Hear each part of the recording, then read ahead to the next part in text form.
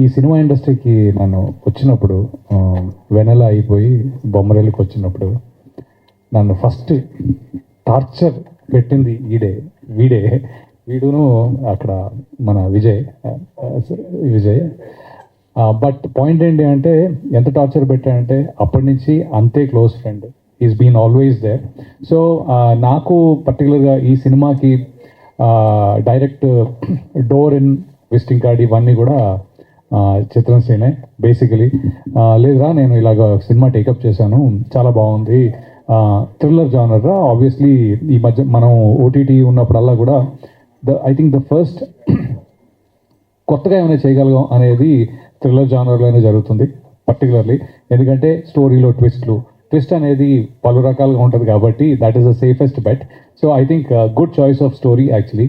And then దాని తర్వాత నేను సరే చిత్రంగడు చెప్తాడు కదా ఒకలాగా, సరే ఏదైనా పర్లేదు చేస్తానులే అని చెప్పాను.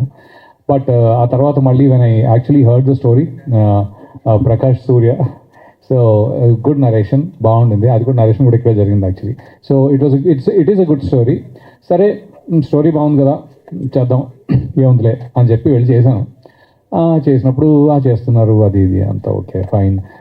డిఓపి గోలందర్ గారు అదే సరే, ఆయన వేరే సినిమాలు కూడా చేశాను నేను యాక్చువల్లీ. సో పర్లేదు సాగుతుంది ఓకే అనిపించింది నాకు అప్పుడు చేస్తుంటే.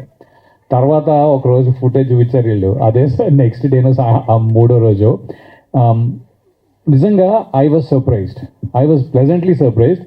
అరే ఇంత అలా నాకు అనిపించలేదు చేసేటప్పుడు అని. So that is definitely thanks to you and director గారు. సో దట్ యూ అంటే మీకు తెలుసు అనమాట, మీకు ఎగ్జాక్ట్లీ ఏం చేస్తున్నారు అనేది, ఎంతవరకు ఎలా పెట్టుకుంటే బాగుంటుంది అనేది వాళ్ళకి క్లారిటీ ఉంది. అప్పటి వరకు నేను చిత్రం సీన్ నమ్మినా, దాని తర్వాత basically when I'm doing it I like it.